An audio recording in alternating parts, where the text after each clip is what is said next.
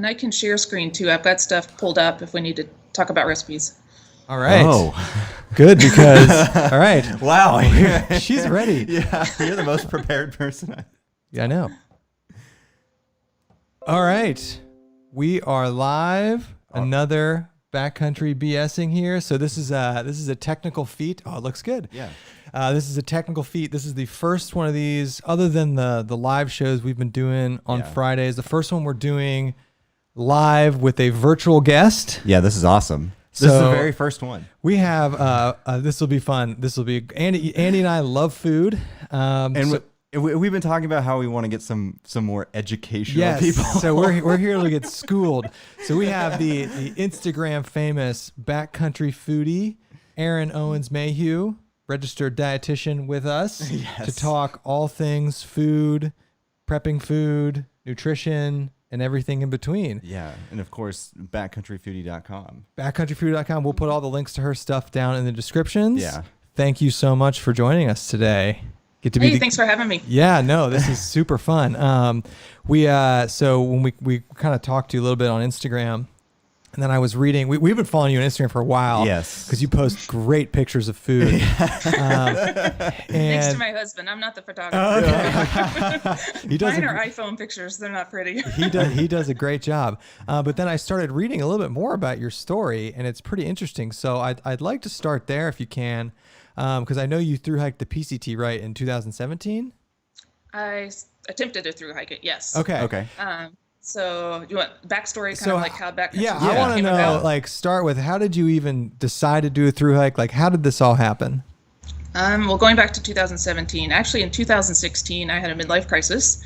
I started doing some really odd things. I went on vacation for 2 weeks in the Philippines and Bali by myself. I special ordered a luxury vehicle, and I'm not a spender whatsoever. So that was really odd. Special order. What'd you get? Like, I did both of those kinds of things. I was like, and I was getting ready to turn 40, so I knew something was up. So it was just time, and I was unhappy at work. I was commuting 2 hours each way, so it was just one of those things. 2 hours. Things just kept, it was horrible. So it just, one thing after another kept adding up. I was like, I need a break. And I'd been wanting to do the PCT for years and years, and this just seemed to be like the perfect time to take that break and do it. So I did. So on 2017, March 26th, my 40th birthday, I started. But to prepare for it, this is where Backcountry Foodie came about. So I've always been an athlete too. So I've done long distance swimming, triathlons, running, trail running, all those things. So I know how to eat. Well, I try to eat well. It doesn't always work that well. But I know how much food I should eat when I'm doing sports. Right. So once I started doing the math, then I was like, there's no way physically I can carry that amount of food on my back. Knowing that there's going to be sometimes 10-day food hauls. And then I knew too, I also didn't want to eat the thru hiker typical food. Right. Because that's not how I eat at home. So I was like, I'm not going to eat Pop-Tarts and honey buns and ramen every single day. That's just not going to work. Doesn't sound good to you? Months on end? Yeah. So that's it. Just, I was like, this isn't going to work. And I'm not going to not finish the hike because I'm a dietitian and I didn't eat well. Right. So I was like, okay, I got to figure this out. Yeah. I'd rather go home because I broke an ankle than not eat well. Yeah. Right. So I started tinkering around with food. I never made my own food before. At that time, I was still kind of picking up Mountain House from time to time because I was really going on short hikes. So I started tinkering around with a bunch of recipes. And lo and behold, I just started figuring it out and developed what I call ultralight meal planning, which is I make the food as light as possible, the most nutritious as possible. And that's what I started out with on the PCT, and everybody loved it. So they were super excited about it. People would, the funny story is I would have people follow behind me and hope I would drop food in the hiking box. I'm like, but I'm most likely to eat it all because I prepared this very well and I'm hungry. But I did have people following me on Instagram to see where I was going to be from day to day. Oh my God, that's funny. To like, or they'd want to trade. They're like, I'll give you my Snickers if you give me whatever you've got here. So that's how the PCT kind of food thing started. Right. Unfortunately, I didn't get the thru hike because I had a stupid shoulder injury. Okay. I was from Seattle, so not a lot of sunlight, a lot of rain. And being in the desert, I was scared to death of the sun. So I had an umbrella, one of the silver reflective umbrellas, here against my shoulder. Ended up giving myself a shoulder injury from a silly umbrella. Really? Wow. Yeah. You don't hear that side of the story. No, you don't. I was so mad. That's a really non-fun way to get off the PCT. From your shoulder injury from a chrome dome. What do they call those things? Yeah. Right. It was because I zip tied it to my shoulder and it just ended up pushing on a nerve or something. Oh, So it got to okay. where the very last day I was carrying my purse. Well, I called it my purse. My backpack became a purse on one side, and then I'd wrapped my tent footprint around me as a sling to hold my shoulder in place. So I then earned the trail name Sling. So that's how that. Okay. Nice. Okay. So then, because I was so stubborn and was like, I'm not quitting, I have 450 pounds of food at home. Oh my God. I had 5 months worth of food that I made. Oh, wow. Yeah, it was six 30-gallon bins of food, like breakfast, lunch, dinner, snacks, desserts. I did it all. Wow. We had it all Wow. boxed up, ready to go. So I got home, I rehabbed my shoulder, and then I jumped on the AT. Oh, And Okay. So I ended up doing that. I just started at Harper's Ferry because it was right about the time everybody was hitting that. The bubble was hitting midway. Yeah. okay. So I'd been pulling really long miles with the PCTers. So I thought, oh, I'll catch up with the A tiers. I'll be fine. Okay. But their 20-mile days are different from PCT mile days. Yeah. Yeah. That's what everybody says. Yeah. Yeah. So I just got drilled. Ended up tearing a quad muscle Oh. after 5 miles. Yeah. So tore of food still fine, still maintaining weight, eating really well. So then I ended up having to go home after 500 miles and then just had to call it quits for the season. So that's that year, 2017. Wow. Yeah, it was a big year. I'm curious. What were you doing? I know you kind of dropped everything to thru hike, but what were you doing before you did all this? What was I doing prior to? Yeah. I had been a clinical dietitian. Okay. That makes sense. Let's see, 2001. So that would have been like 15 years. I'd been a clinical dietitian. Okay. Working in hospitals, outpatient clinics, all those kind of things. Okay.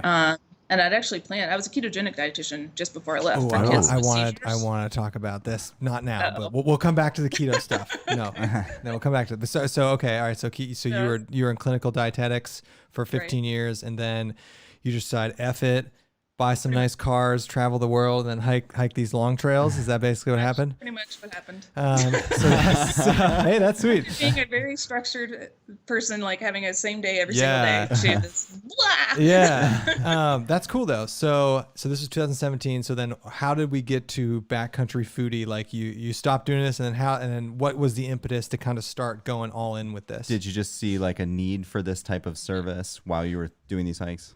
Right. Yeah.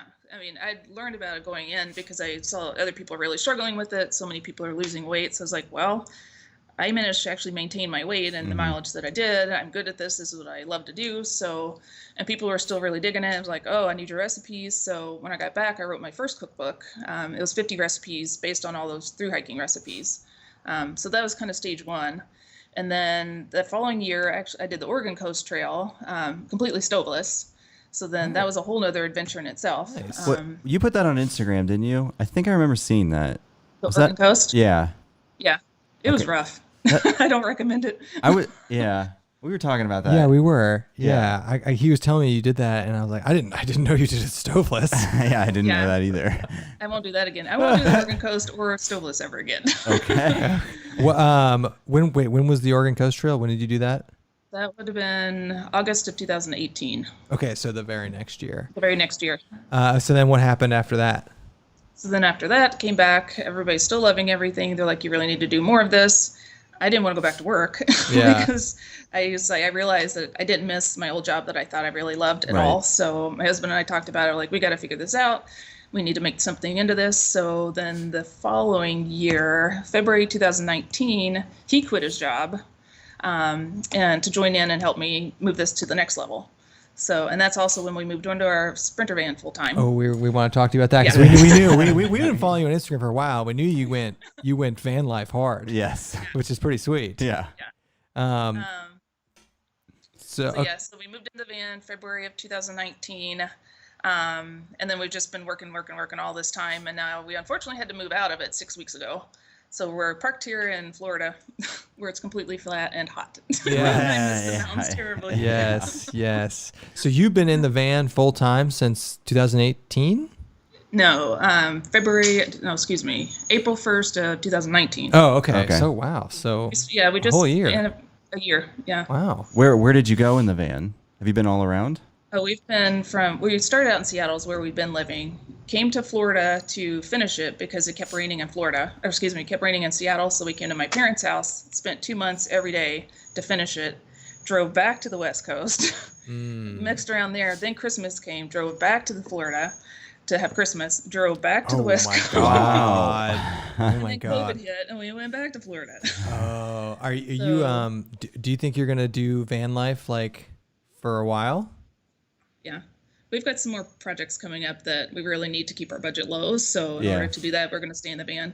And we haven't figured out where home base is going to be. Yeah. So that's part of it too, is figuring out where we're going to stay.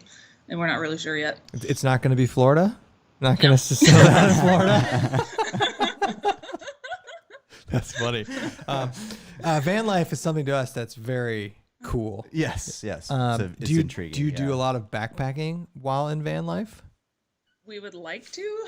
Unfortunately, we've been so focused on the business that that's actually something this year we really made an effort to. We started the 52 hike challenge because we realized we were just driving all over these beautiful places in the country and never stopping long enough to appreciate them because we just worked. So this year we had decided to do 52 hike, and we had actually gotten up to, just before COVID, we'd already gotten up to 14. So we were really staying on top of it and getting out and exploring. So prior to COVID, I mean, was Backcountry Foodie, was it going well and you're gaining subscribers and people, was it taking off? We had just started being profitable in March. Oh, great timing. And then COVID. Yeah. So what's I want to talk to you about the growth of this business. How's that been going? So you're profitable now. That's good. Well, I mean, yeah. Other than this virus thing, Right.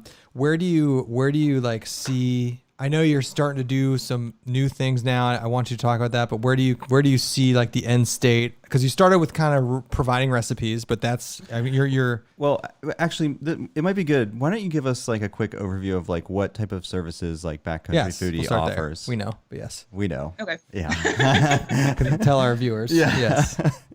Like I said, well, originally we had the one cookbook. So then we ended up having some publisher problems. So we now have all those on an online platform. Mm-hmm. So we have two services. We have a 75 recipes platform where you sign up, you have access to 75 of our recipes. And actually I could jump on there and show you around the platform that we have. And then we have another one that's a full meal planning site where we give you those 75 recipes. Plus every single week I give you 2 more brand new ones, never seen before anywhere else. Okay, cool. So that happens, and then whenever we're in magazines or blogs, those things, all those recipes get dumped in. So it's going to be just this massive vault or whatever of recipes. But we also offer all the meal planning things that you need. Do you need to know how many calories and protein? Do you need to know how to use a dehydrator? Packaging, like anything you need to know about meal planning is all dumped in there too. I've got webinars. We do web calls as a group 2 times a month too. So we get on and chat doing that. And I have videos in there. So it's just this massive resource that we're still building. You've kind of talked to us a little bit about this, I think, but do you have plans to produce your own food? That's what we're supposed to be doing right now. Okay. Because that's put on delay. Okay. Like, are you talking like commercial kitchen, like freezer bag cooking, like that? Yeah. That concept. That's awesome. Nice. Yeah. So the plan is to get the meal planning site up and running. So then that would be funding the kitchen part. Right. Okay. So we're hustling to get all that done, and hopefully all this is going to pick back up. And then we're looking at taking those favorite recipes that everybody loves, producing those and selling them, still in freezer bag cooking style. Yeah. Mm-hmm. Still super easy. They're going to be inexpensive because I don't believe in paying $9, $10, $12 for a meal. Nice. So they're going to be inexpensive, not fancy, just. And then I really love to do a resupply service for hikers too. Yeah, that is a great idea. I know I was reading about that. That is something that's ingenious, actually, because I don't think that exists, right? There are a couple companies that do it, but just I want to do it because I know the system and I know what a hassle it is. And then if people love our food, then ideally what they're going to do is pick and choose what they want of our menu, and then we'll dump it in a box and send it off, kind of thing. You must have, this is something we want to talk to you about. You must have such good data on like the recipes people like the most, like when they're out there. Because so Andy and I, we've dabbled in dehydrating our own food. We're not pros at all. Sorry, had some troll maintenance to do. Oh, nice. It was bad. Okay, it always happens. Yeah. Oh, our mom's in here. Andy and I, we've dabbled in dehydrating, but we're not like great at it. Well, we use the Nesco Snack Master, We which is all over your website. We saw that's yeah. That's what I use. We were talking about how she must have such good data on the meals people really like, because we make meals and they're good, but they're not like what. Yeah, when we talk about dehydrating food, like a lot of people talk about like loss of flavor, and I've read like over spice and that type of thing to make up for that. Is that a thing, or are we just doing it wrong? Actually, I prefer to use all dry ingredients. I really only use my dehydrator for dehydrating single ingredients. Because it's so much faster to just dump a bunch of things in a bag and out the door you go versus having to prepare it all fresh, wait 12 hours for it to dry, clean up all your mess, and then you have to break it all up. So I prefer to do just dry ingredients. How good does that van smell? So one thing I always, and my wife knows this, like one thing that people don't know about dehydrating is like, so we dehydrate full meals because we're lazy, and now that she's saying that, I'm like, that does make way more sense to do what she's doing. I know. But it makes the house like smell. It just smells like what you're doing. Like it smells like the meal, and I never realized that. So we did this like buffalo chicken once, literally just canned chicken and buffalo sauce, like stupid simple. And it made our entire house smell like a B-dubs. So I can only imagine what that van smells like. Probably smells really good. And then also if you're releasing new recipes all the time, are you just constantly like in like a test kitchen, like in your van, just constantly like turning stuff out? Yeah. I have recipe development days is what I call it. So I'll spend 10 to 12 hours just cranking them out. Wow. Usually once a week because I have all the other things that I'm working on too. But yeah, I usually have a really bad stomach ache by the end of the day because I've tasted so many different things. You have testers, right? I've seen that on Instagram. Like you have people that they like test your meals like on trail. Yeah, well, last season I did, yeah. Okay. I was hoping to have more this season. It just hasn't worked out. Yeah. So that's something that, I will do again. Because we're vegetarians, so I actually need carnivores to help us out. Because I don't know what kind of meat or how much to add and that kind of thing. Yeah. So that's something I'm looking into. Have you gotten into freeze drying at all? No, the freeze dryers are just so expensive. They're so expensive, right? And then, of course, being the nerdy dietitian, I've done all the numbers, and the number of meals I would have to make to make it worthwhile is just astronomical. Okay. Is the only advantage to that shelf life? Yeah. Okay. I think. Well, it's lighter too, but I use a lot of freeze-dried ingredients. So, I mean, if you're really liking making your own meals and freeze-dry them, then that's the way to go because the shelf life is so much better. But then again, I make dry ingredients food, so it's cheaper. Yeah. That's smart. Why haven't we been doing that? No, I know. That's really smart. And the thing too is, I read one. We're lazy. I know. I read one of your blog posts about like how like dehydrating macaroni and cheese. And it's like cook the noodles, then dehydrate the noodles, and then keep the packet of stuff separate. That's smart. I think I read that right. Did I? I'm trying to remember which. It was one of your blog posts. Oh, right. Yeah. Because you have to rehydrate the noodles by themselves. And then it was probably a pesto. It's probably my garlic Parmesan pesto. I think is what I have a YouTube video for. And that's what I do too. I make huge batches of pasta and dehydrate them, and it'll last me an entire season. So you only do it once, and then you don't have to do it again. So you keep the pasta separate, and then you dump it out, the water out, then you put in your toppings or cheese, whatever it is, and stir it up, then you're done. So your van must be filled with dehydrated food. It's actually pretty funny. Half of our garage is all foodie stuff. Actually, maybe even 3/4 of it. I have, let me think, 3 30-gallon totes. One completely filled with just ingredients, another one with all my gear, and another one with like dehydrator and vacuum sealer and all that kind of stuff. So it's truly a food vehicle. Yeah, that's so cool. We tried vacuum sealing briefly once. Well, it's just like when you try to vacuum seal pasta, It's also like when we dehydrate, like we're dehydrating for our trip in a couple weeks, so like we don't care about shelf life. It's like whatever, just throw in a bag. I'm curious though, so this is a question for you. People ask us this all the time, and we just give them like a ballpark answer. Yeah, the shelf life. What is the shelf life of your standard, like not freeze dried, not even vacuum sealed? What is the shelf life of a standard, just dehydrated meal? And that's a little more complicated. It completely depends on the ingredients. So if it's completely fat-free, it's going to last a year or two. Depending on your storing it, it's going to last even longer. I use a lot of nuts in mine, so those shorten to about 6 months if you're not freezing it. And then I use a ton of Parmesan cheese. So if you put that in the bag initially, then it's like a month or two if you're lucky. So I've gotten to where now I just carry the Parmesan cheese and put it in at the time I'm eating it. Yeah. So the rest of the meal can be good for like a year or so instead of that short period of 1 to 2 months. So that's on the short end of the spectrum. Is it really 1 to 2 months?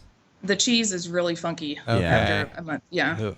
So like shelf-stable Parmesan cheese, I learned that on the AT. That was really disappointing. Okay. And then I have a question for you as someone who I was actually a PhD student in human nutrition for 2 years. True story. I've always been told that the issues with the fat is it the rancidification of the fat? Is that why it goes bad? Yes. Okay. All right. That's what I thought it was, but I've never actually confirmed that. I was going to research it the other week, but you're coming on. I'm like, I'll just ask her. No, waste your time. Okay. Another question along those lines is, when that happens, is the badness of that food, like it tastes bad, or is it bad for you, or is it both? It's not going to hurt you. Okay, that was my question. Okay. Yeah, it's not going to hurt you. It just tastes bad, smells bad. Okay.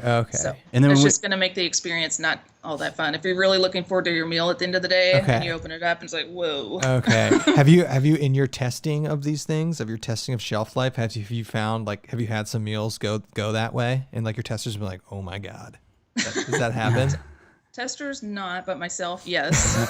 Again, going on the AT, I thought I was doing an awesome job buying nuts out of the bulk bin because they're cheaper that way and they're really good for you. But by the time I ate them, 4 months later, they'd gone rancid. I mean, they were just funky. So I'll never buy bulk bin nuts anymore because you don't know how they could have already been there 5 or 6 months. Yeah.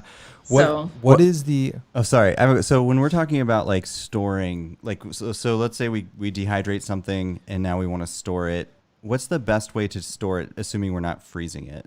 Like, what's good question? What's the proper way to do that? So cool, dark, dry. Okay. Anywhere you can put it in a cool, dark, dry place. All my stuff goes in just a plastic tote because most of the time you've got it in Ziploc baggies that are see-through.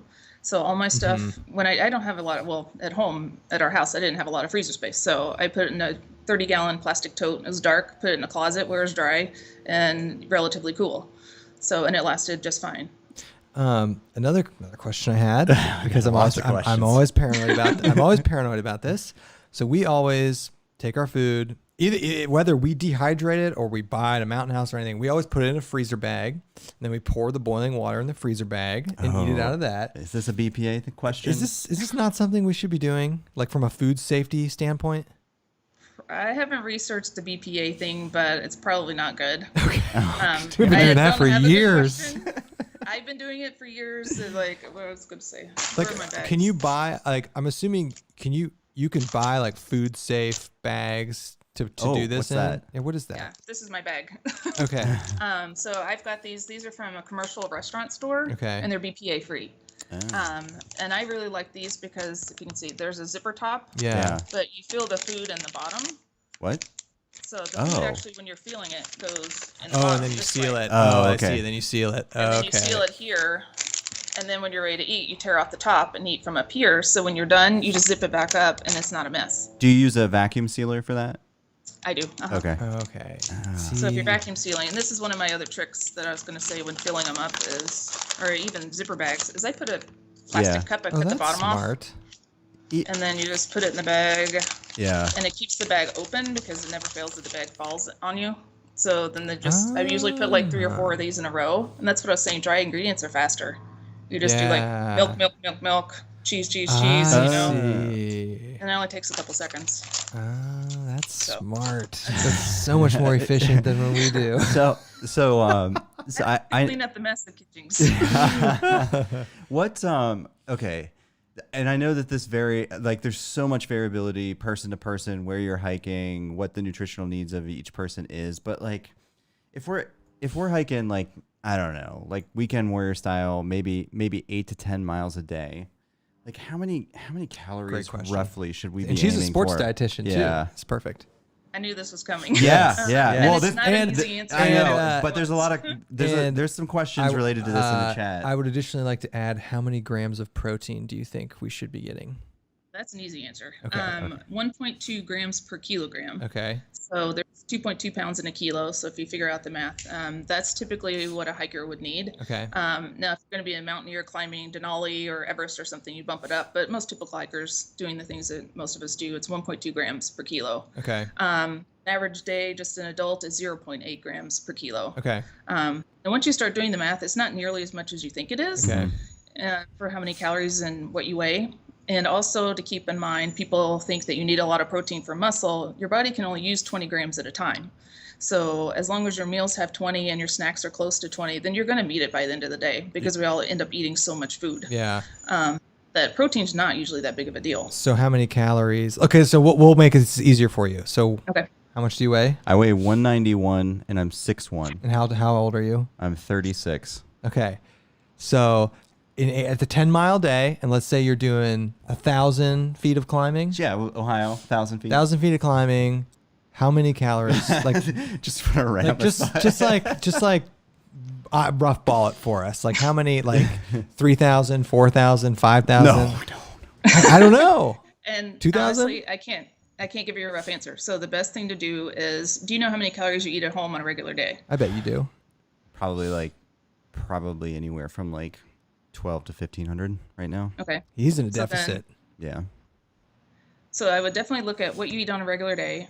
And then if you can think back to the last time you packed something for a backpacking trip, add up those calories and say, figure out, did you feel good? Did you feel bad? And then you make adjustments from that. Because to be honest, I haven't used calculations in so long. I'm embarrassed to say this. I've forgotten them because there's so many variables, like you said. Yeah. Is that, I mean, both of you guys, you might be on the same trek, but one might have a slightly heavier pack. One might move a little faster. You know, you're both doing the same distance. So, and one might be more fit. I don't know where you live. One might be used to living at flat area, whereas another one is more fit because they've been living in the mountains. We couldn't be more flat. Yeah. So, or there's temperature, then there's altitude. I mean, there's so many variables. The advice I give people is just track it once or twice and see how you feel. And then you just adjust based on that. And then once you kind of tune it in yourself, then you just do that over and over again. Because my PCT, AT, and Oregon Coast were the same mileage, but completely different calorie levels. Yeah. Same weight, same height, roughly same temperature. But on the OCT, I did 3,500, PCT 5,000, and AT 6,000 plus. Wow. I mean, huge difference. 6,000 plus on the AT? 6,000? Yeah, plus. I was starving. So, are you... Good Lord. I can't even picture that, but I imagine like you're just walking and eating, all day, every day? walking and eating. Yeah, it was like, eating every day, all day. I would easily do like 1,000-calorie meals, and then I would eat every hour going up, and then I'd eat again before bed. It was a lot of food, but I was starving, so it really wasn't that big a deal. And one of the things I do too is I drink a lot of my nutrition, which makes it a lot easier. Okay. That's smart. So that way, if I don't even feel like stopping, I keep them in my hip belt pockets. So just in the bag, I throw some water in it, chug, and then you keep going. And I just down 400 or 500 calories in a matter of a few seconds.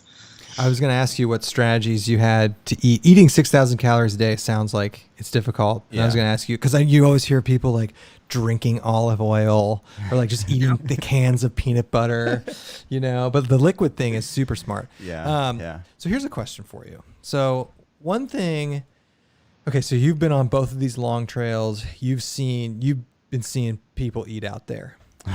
I'm always under the impression, from my experience seeing people backpack, that most people eat like shit. Would you agree with that?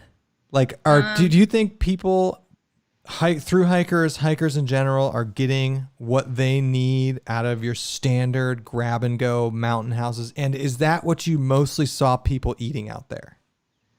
That's mostly what I saw people eating. Okay. And actually, when I got back, I did a YouTube video comparing 3 different diets. So that's actually a really good thing to go back and look. I did the nutritional comparison of what a standard typical diet is. I did one of what someone else considered an ultralight diet, and then I did mine. And I was really shocked at like the nutritional difference of them and the weight of all those. So if you just put a little effort into it, then you can actually meet all your nutrition needs. Okay. Vitamins, like the one that I had done, it was one of my 5,000 calorie diets. I met everything except for selenium, which is kind of a really odd thing not to meet. But the other thru hiker, he was eating what was he eating? Refried beans, Fritos, a bag of granola, and Snickers bars. Wait, and was this one of your articles? I feel like I read this.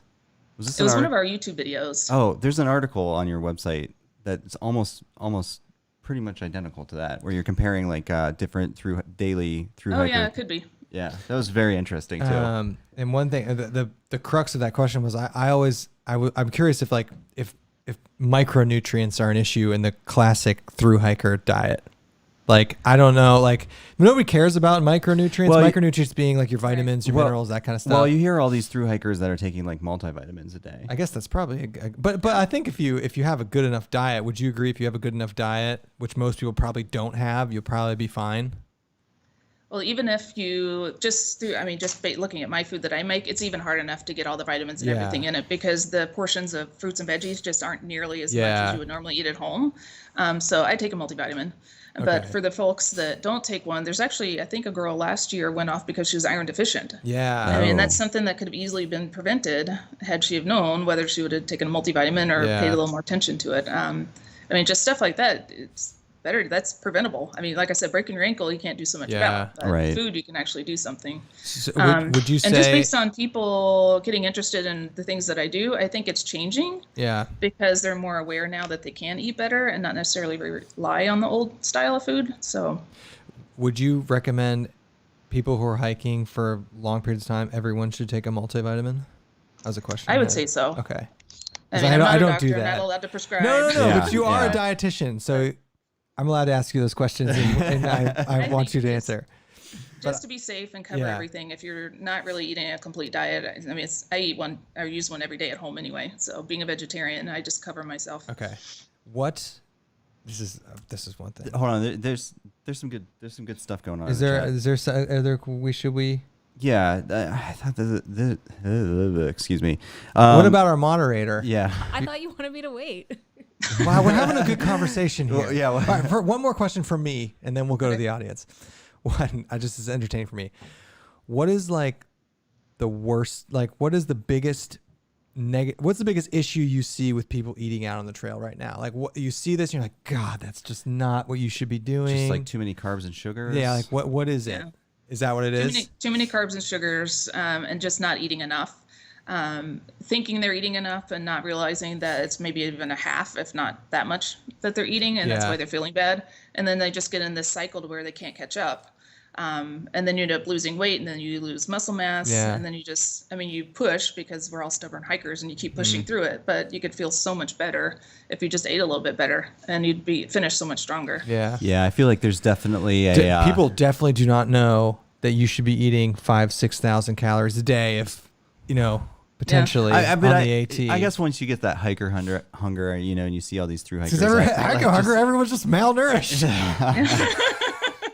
That's what it's at. But it's just like, but the interesting thing is like, okay, I'm going to eat this honey bun because this thing weighs X amount and it's like 500 calories. So they're not thinking about like where those calories are coming from.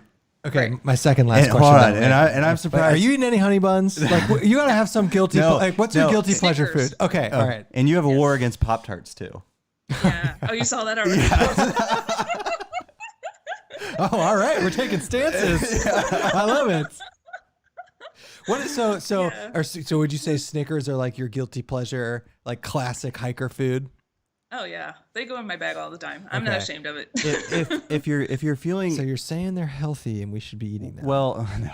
Protein, carbs. Yeah, it's got it all. Yeah, so if you're getting that sweet tooth on the trail, like Snickers or something like that, that's giving you other stuff as well. That's probably like a good alternative if you wanted some sweets or something like that.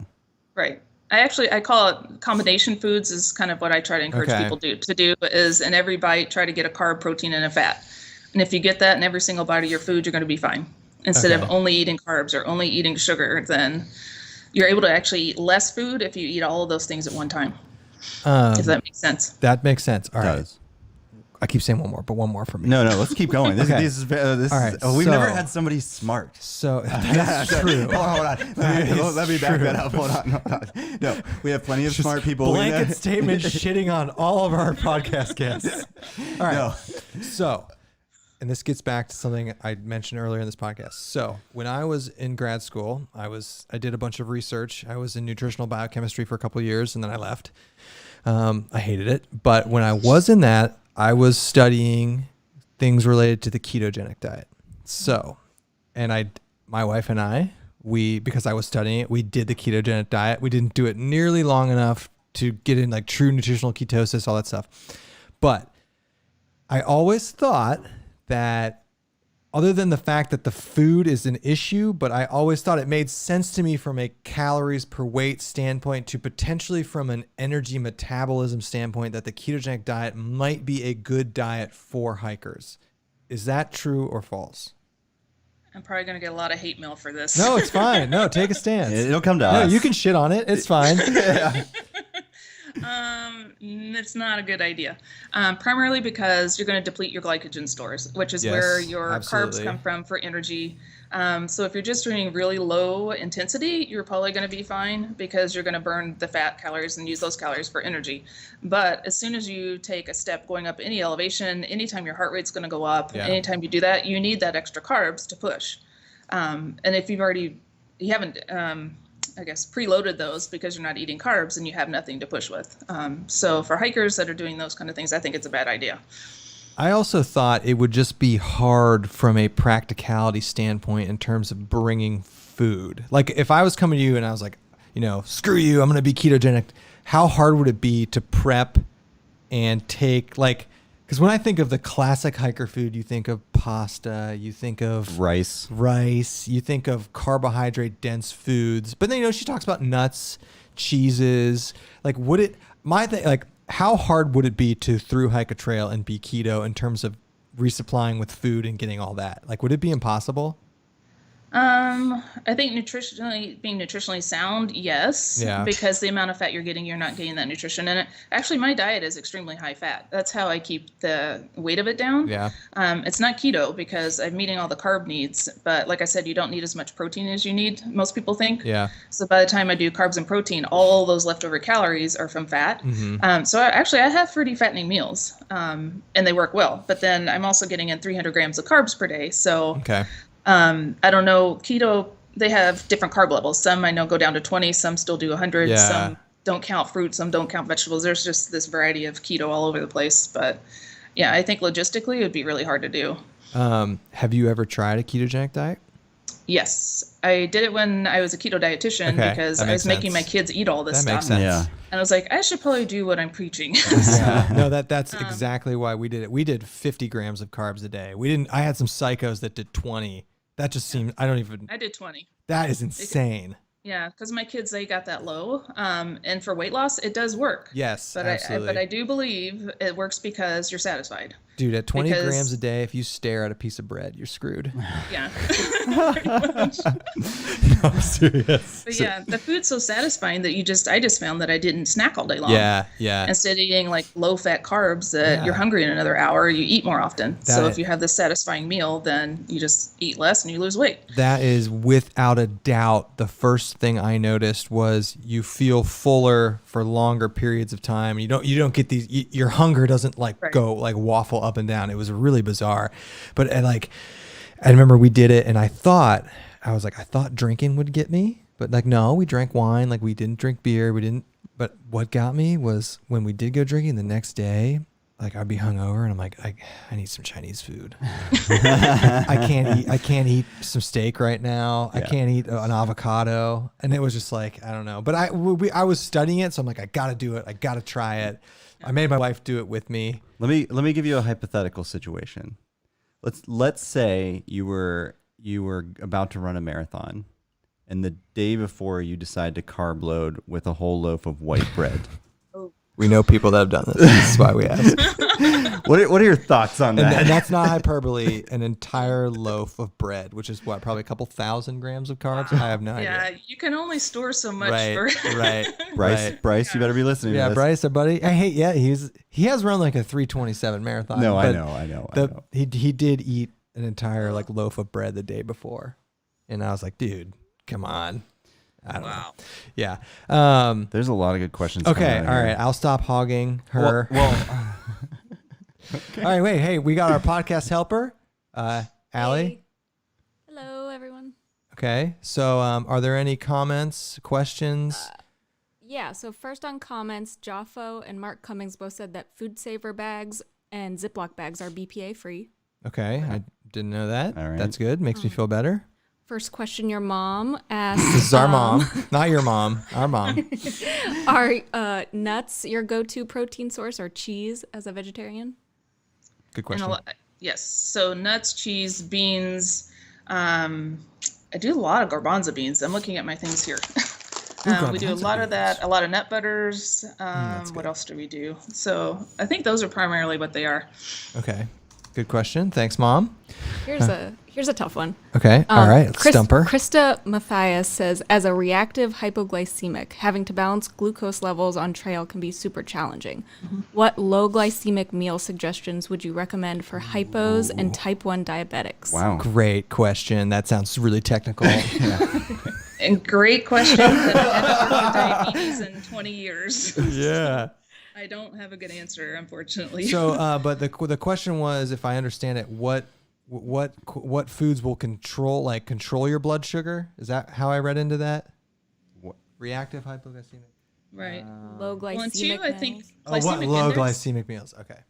And glycemic index, what I read recently is they don't even. There may be somebody else there that has something better, but my understanding most recently is that they don't look into it as much because there's so many other variables that go on. It has to do with even the temperature of the food, the way it's prepared. Yeah. So it's all these things. You could eat a low glycemic index food, but if you're not eating it in a certain way, then it's actually not going to do what you want it to do. So that some of the sports dietitians that I've talked to, Nancy Clark in particular, doesn't believe in glycemic index anymore. So that's the only answer I have. But as for type 2 diabetes, unfortunately, I haven't worked with those guys in over 20 years, so I don't have a good answer. That's good. All right, we stumped her. And for people listening, because I always heard this for so long until I researched and knew what it was. But glycemic index, please correct me if I'm wrong. It's a measure of how quickly a food raises your blood sugar. Is that correct? Correct. Okay.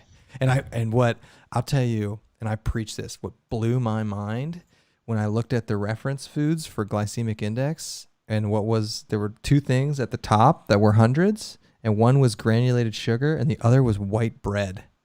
Is that true? It's so processed. I was like, bread is raising my blood sugar as much as table sugar? Yeah, that's insane. That's crazy. Yeah, it's processed. There's the fiber is completely gone.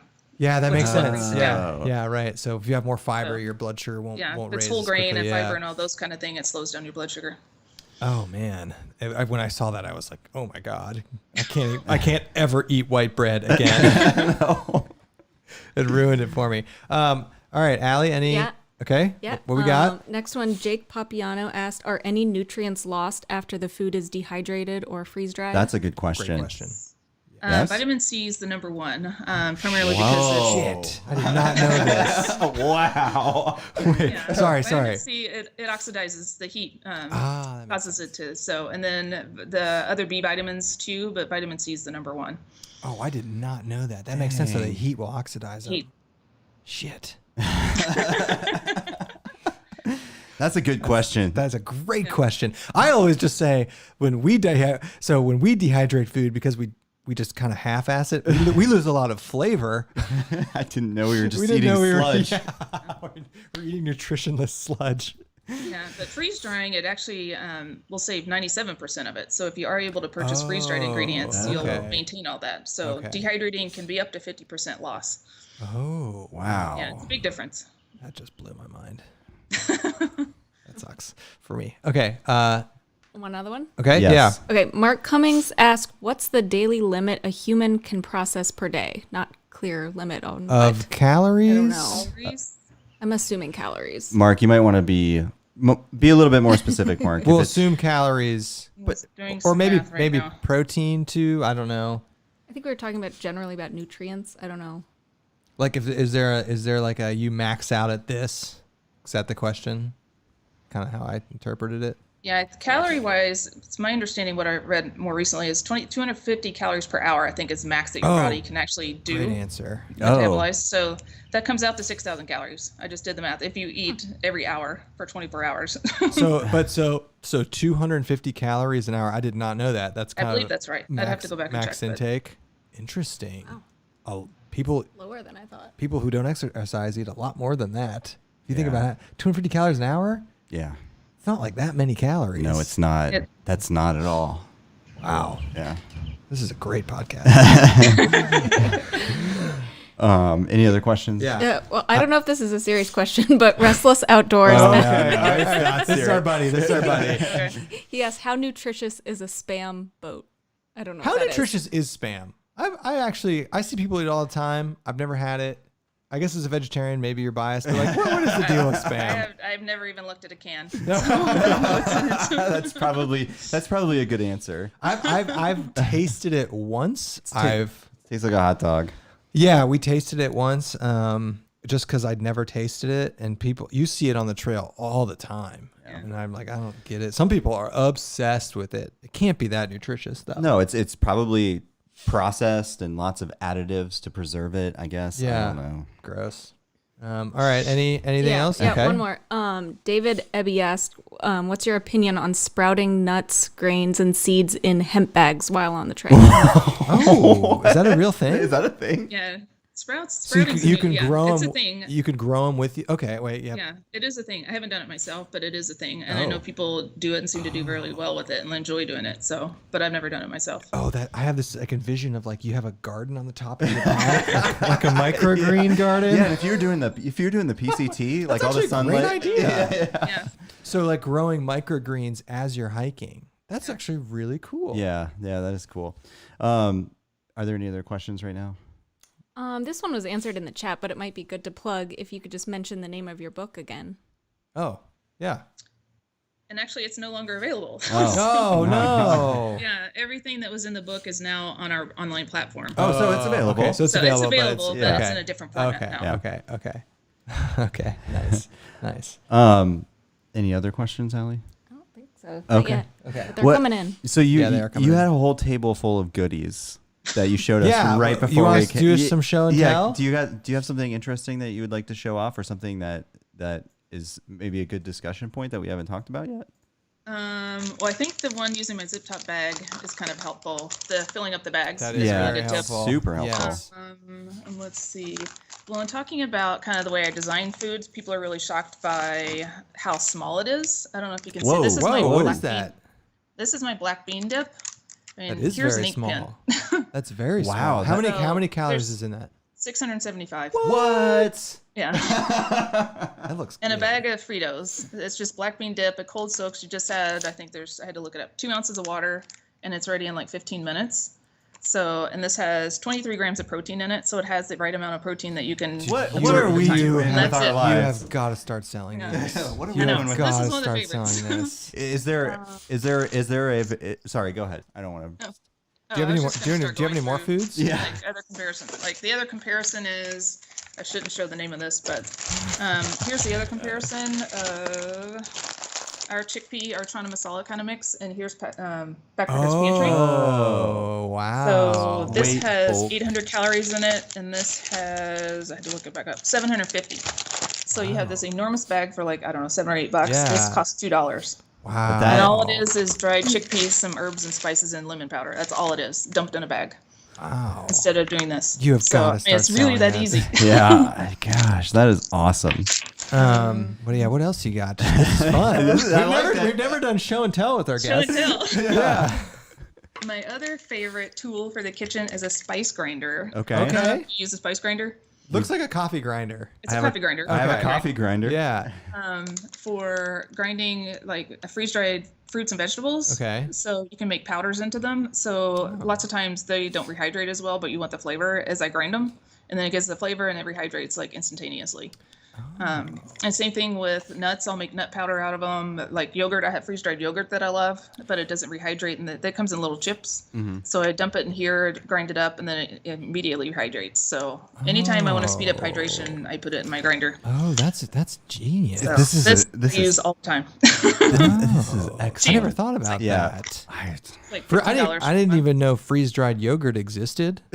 That's Oh yeah, it's delicious. That's sweet. That's one of my breakfasts is freeze-dried yogurt, granola, and some freeze-dried berries, and that's what I normally eat at home. Is I eat yogurt, granola, and berries. It's kind of ironic because I'm getting ready. I went through a phase where I made my own yogurt. This is a true story. Now you can break it up and I'm getting ready to make a batch probably tomorrow. So I can't freeze dry it though. I don't even know how. Did they just stick yogurt in freeze? I mean, is it just that? They just, and it works. they just take regular yogurt, put it in little daubs and they dry it. Okay. So Outdoor Pantry sells it. That's where I get it from. Okay. We've never gotten into the freeze dry thing because I know there's like we've been eating out there. We're like, man, it'd be great to have some sour cream. Yeah. I know they make freeze dried sour cream and like stuff like that. And we've never like looked into freeze dried stuff. We definitely need to. There's a basic question about that, actually. Stephen Smith asks, what's the difference between freeze-dried and dehydrated? Good question. Well, we talked about the nutrition part. So the difference, the dehydrated retains about 50% of the nutrition, freeze-dried being 97%. Dehydrated still has moisture in it. Even though it's dry, fruit still has about 20% moisture in it, and vegetables still have about 10% moisture. So it's not completely dry, which makes it heavier. Of course, dehydrated is less expensive because you can do it yourself versus freeze-dried. Right. But I use some freeze-dried things just because the dehydrated doesn't rehydrate very well.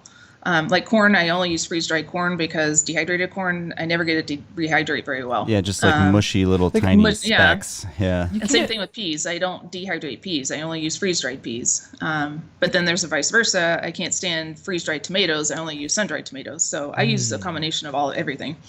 Can you dehydrate dairy products? You're not supposed to. People do, but you shouldn't. Is that because it'll go bad, like from bacterial growth during the dehydration process? Right. The dehydration process is in the bad food zone. I guess you would say the temperature zone, the danger zone. Yeah, stuff's growing. So people do it, and I haven't heard many bad things, but I also think the people that do it probably use it sooner and don't let it sit in long-term storage kind of thing. I didn't think you could. I thought you would get sick for sure if you did that.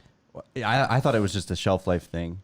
And I was thinking like, we'll just throw it in the freezer and then pull it out like the day before. But I've never even considered trying to dehydrate anything dairy based. No, I mean, there's milk powder, there's butter powder, there's all those things you just buy that are safe, that are good for years. Yeah, I just didn't even know. That's a great question though. How much is a freeze dryer? A small one is about $3,000. Oh, shit. Yeah, and that's a small one that has like a few trays. Like maybe you can make 2 dinners, like 2 batches of dinners. They're really small. But $3,000. Why are they so expensive? Do you know? To be honest, I don't know. They're commercial, so it's kind of a commercial machine. Okay. Maybe if it takes That's not cost feasible. No, I would love to have one. Yeah. It's just not realistic. Yeah. Don't worry, I got my wife one for Mother's Day. She doesn't know. Great, thanks. Blew the nest egg on a freeze dryer. Just what I wanted. Here's another question. Just what's your number one recipe? Yeah, that's a good question. Most popular, I assume. Or some of the most popular ones. Yeah.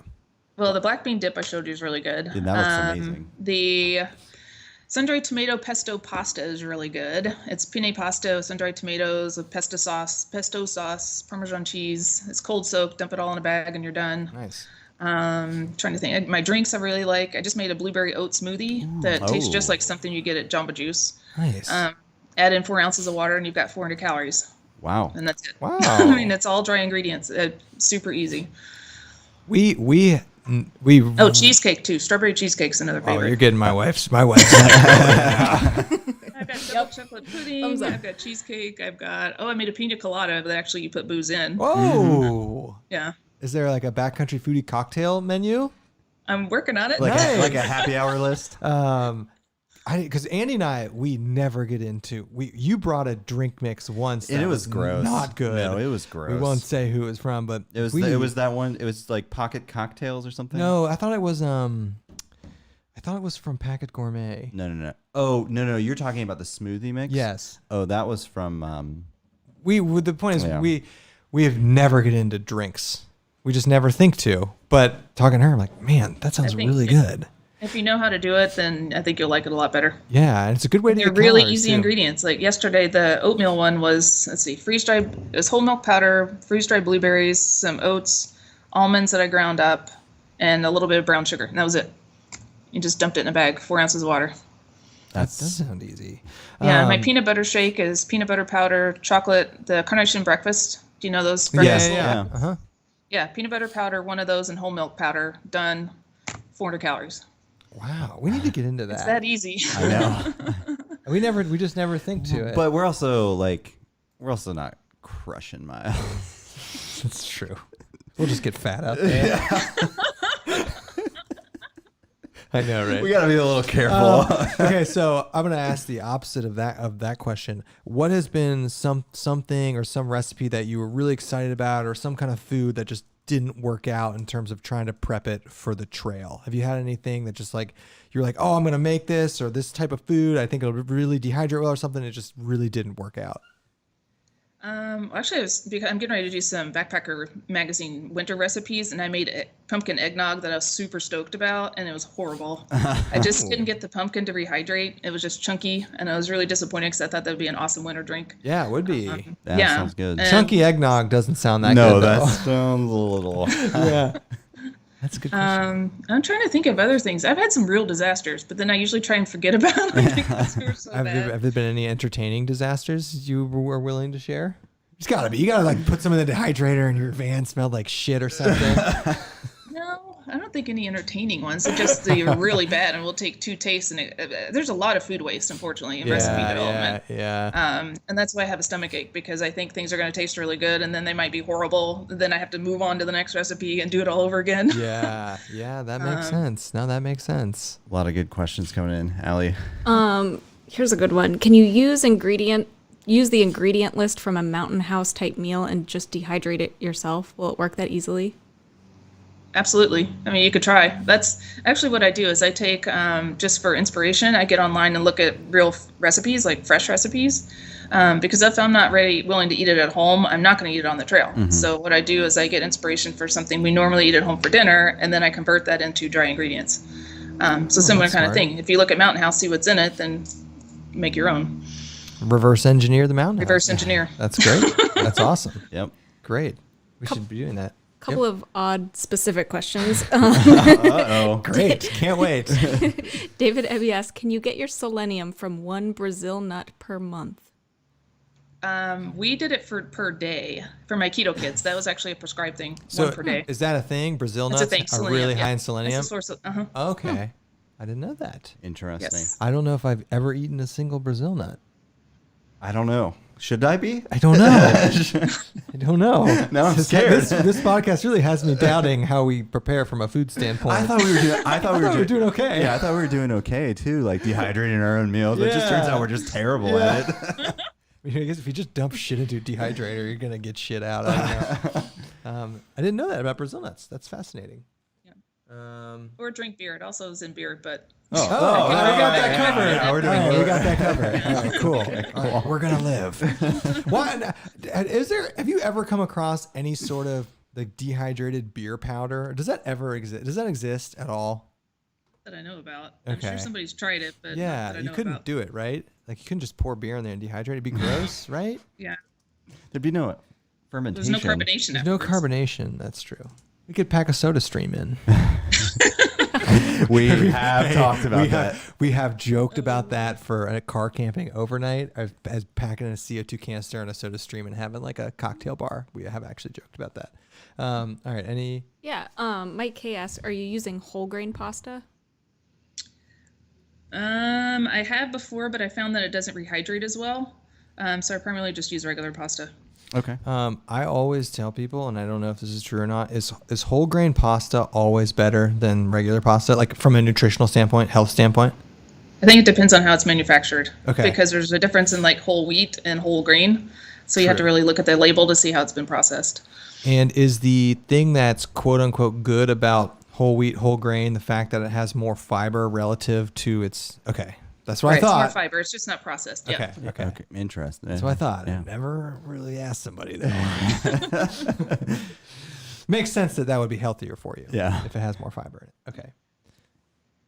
And they tend to be denser too, is why they have a hard time rehydrating them. didn't know Like that. a whole wheat fusilli, it just tends to take a lot longer to dehydrate. So Okay. Oh. like angel hair pasta will rehydrate in 5 minutes. So I tend to use a lot of that just because it's so easy. Yeah. That's a good pro tip. That is a great pro tip. Allie? Yeah. Jason Hikes and Stuff asked, do you cold soak on the trails or use a stove or both? Do you have a preference? I do both. After doing 100% cold soak on the Oregon coast, I missed hot breakfast. Yeah. So lunch and dinner I can do fine, but wanting a hot breakfast, that's just how I need to get my morning started. So otherwise, yeah, I like cold soaking too. That's cold soaking is something we've gotten more into. Yeah, we do it. Yeah, it's just so much more efficient from a like we'll have lunch and then cold soak part of our dinner like at lunch and then it's ready by the time we get to dinner. No, and actually the most common thing we do is we'll eat breakfast and then cold add water to like a bean mix and make like trail burritos, and then by the time you stop for lunch it's all ready to go. Yeah, so we've been doing that more. I think the key is with that too is to eat foods that are meant to be cold. Yes. And not cold soak something that's actually meant to be hot. So okay, that makes sense. Yeah. Yes. Because I've known people to cold soak something that really doesn't taste nearly as good when it's cold versus hot when it's supposed to be prepared that way. I could see that. What are you eating for breakfast on the trail? I want to ask you that. I've actually switched over. I used to do a lot of oatmeal, but I've come up with some cereal recipes using like bran flakes, just to switch it totally up with like bran flakes, whole wheat, whole milk, nuts, coconut, shredded coconut, some berries. And then I do my yogurt. And then I've got some chia things that I've been doing, some chia puddings.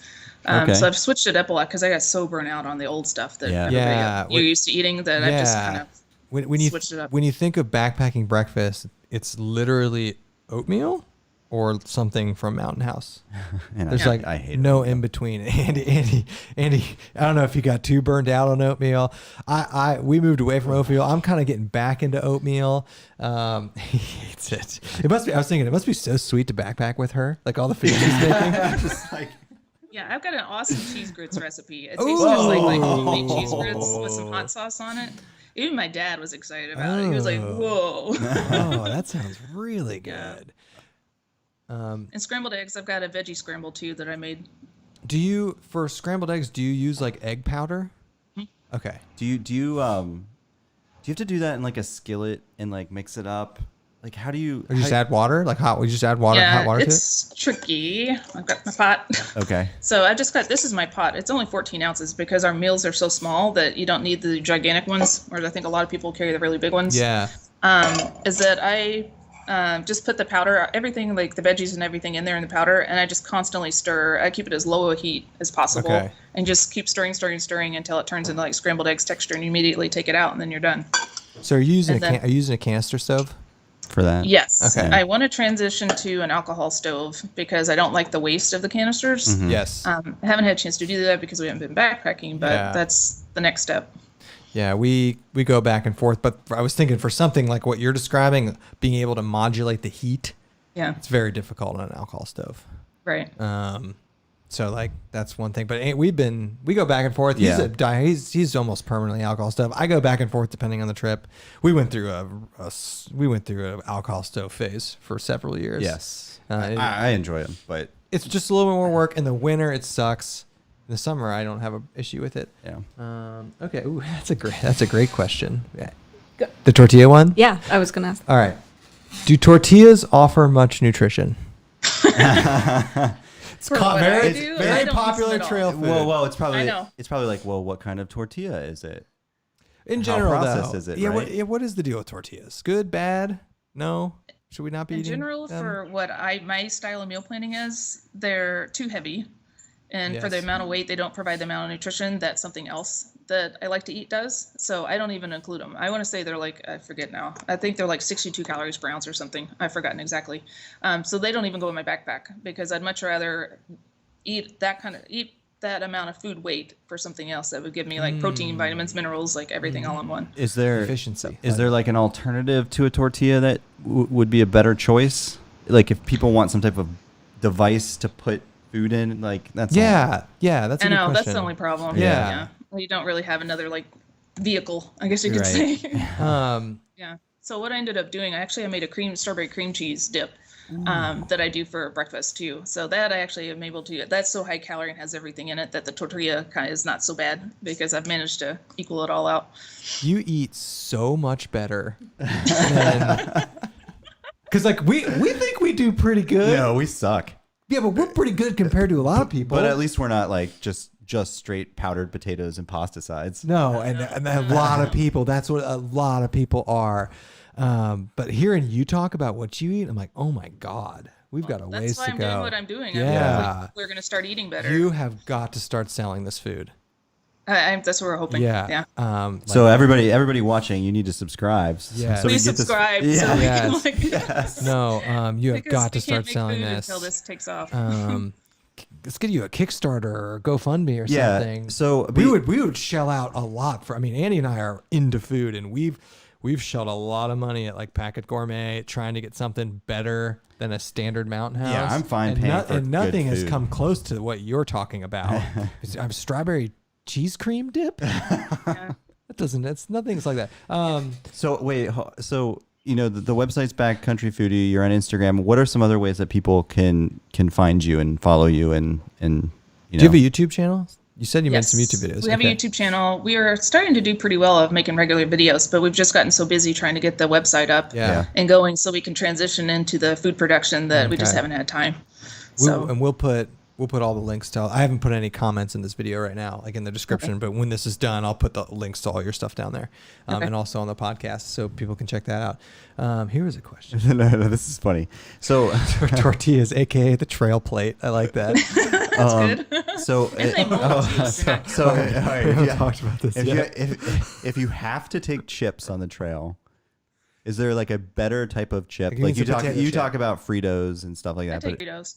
Okay. what about Doritos? Where do they fall into like the healthiness range, or is that Okay, so that's what we always eat? so we are known in our videos for bringing Doritos with us. I've seen amounts of them. Okay, that's better than like a potato chip, maybe? Or is it all the same? Is it all the same garbage? I would say it's all the same. I haven't eaten a Dorito in so many years. I don't even remember what's in them. To be honest. Probably garbage. Yeah, if you haven't Yeah. eaten them, they're not good. Yeah, they're probably garbage. Our mom wants to know. You said you do a grits, right? Yes. What about a cheese grits? What about a cream of rice? What is that? Very random, Mom. Not a cream of. I have a blueberry cream of wheat, Cream but of not wheat, a cream of okay, white okay. rice. Okay. I did just make a strawberry rice pudding though.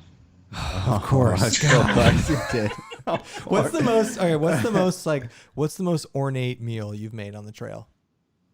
Oh gosh, everybody thinks they all are, even though they're super simple. Well, everything you've said sounds pretty Yeah, ornate. But So- like I said, if I'm not willing to eat it at home, it's not going with me. So it's Yeah. normal food. yeah. So it's not typical hiker food that you're gonna buy off the middle aisle shelves that are like rice sides and pasta Yeah. sides and stuff. Do you ever go like when you go backpacking stuff and like people see you at camp, are people like, what the hell is she got over there? Exactly. Yeah. Yeah, everybody followed her. Yeah, that's awesome. That's sweet. Oh, our mom's ragging us for eating Doritos. Oh, okay. Popular opinion: Mountain House Chili Mac is basically Chili Mac hamburger helper. Is this true? I would probably guess so. I haven't looked at it again. I haven't looked at these things in so long Yeah, that I think it's essentially like Chili Mac, isn't it? Like hamburger helper. yeah, With fr- yeah. Yeah. Do you like in terms of investigating what's out there? Do you go? I mean, because you had a backpacker's pantry. Do you go buy them and eat them as you're like reverse engineering them or working with that? Like, so are you still consuming them regularly, like the box brand stuff? Not anymore. That's probably 6 years old. Wow. Okay. Because as we were beginning all this, that's what I did. I bought a ton of this stuff, Yeah. and then it was like, this stuff is sorry, all the other brands out there, Yeah. but I couldn't eat it. I mean, it's horrible. So that was part of the prepping for the PCT. Is I realized I can't eat that stuff, so I really got to figure this out. Okay. So I've just kept those bags for like visuals to show like the difference of what's out there versus what we do. Okay. I was curious because it always seems to me like rarely do I see the flavors of like the mountain houses or the backpacker pantries adapt or change. They released Mountain like House might put out a new flavor every like 2 years, Yeah. right? Yeah, maybe. I don't follow it. We'll have to ask some people. I know. Yeah. But I always see the same ones Yep. like over and over again. I don't ever see, and there's talking to you. I'm like, there's so many more options, I know. you know? That's why you gotta. That's there's- why gotta subscribe. That's right. Yeah, I know. Right? I know. That's pretty crazy. All right. There are a lot of cottage foods. Yeah, now Yes. I that want are coming up. They're doing a really good job. I wanna talk to I'll you give about the that. shout out to those guys. So what? So the only one I know, there's one in Minnesota that Shug eats. I don't remember the name of. And Packet Gourmet. Packet Gourmet is big right now. But what are some other what are ones that you would say are like doing it right? Heather's Choice is doing really well. I've heard of that. Okay. Yeah. Yeah. Food for the Soul's doing really well. Bushka's Kitchen.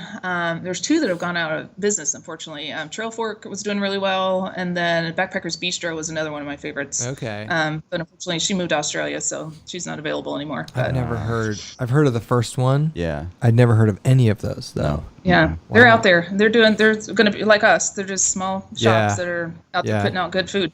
Yeah. I can't imagine logistically how difficult that is to set up. So Yeah, I was gonna ask you. So, like, when you're getting ready to do this, are you doing this? Are you cooking all the meals in the van?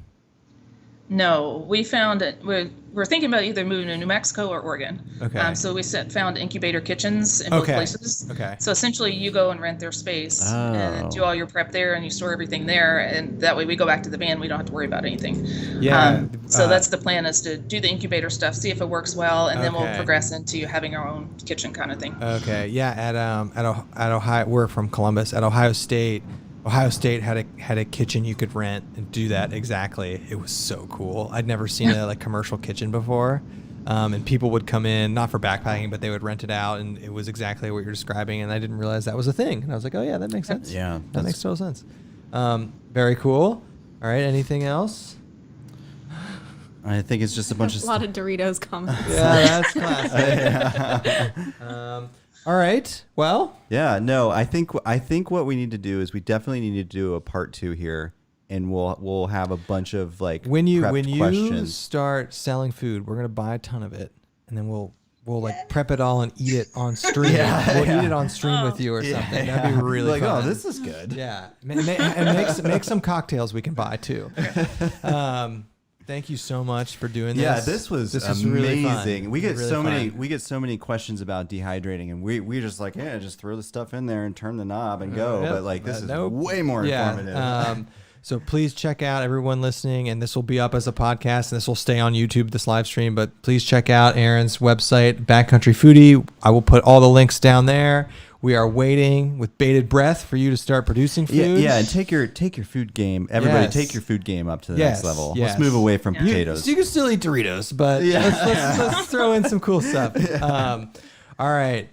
Thank you so much, Aaron. Yeah, this was awesome. was really Thanks fun. for having me. It was fun. Yeah, no. Thank you so much. All right, everybody. Yeah, thanks a lot. lot. We will see everybody the next time we do this. All righty. Now the awkward time for me to get up and turn the stream off. 1 second. Hold on, just one moment. There we